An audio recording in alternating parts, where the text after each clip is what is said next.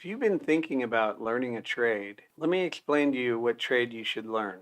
Just this past couple days, these are some of the checks I've been collecting in the garage door industry. This is all repairs in and out type of jobs, about $10,000 in checks here. There's nowhere easier to make money with the freedom you get than the garage door repair business.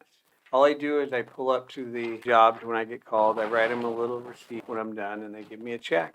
If you want to see what it's like, you could come for a ride with me on the job by clicking below.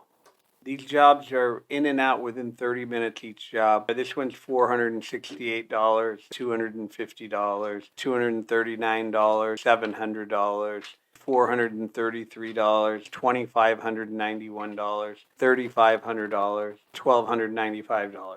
So people, quit wasting your time on these other trades. Once you see the money you can make in the garage door business and how easy it is once you learn it and how many people need you, you're never going to think of those other trades. You're never going to think of the other things you wanted to do. You're going to be focused on this business because you're going to realize how much money you can make in this business and how fast. You don't have to work hard either. If you want to see what it's like, you could come for a ride with me on the job by clicking below.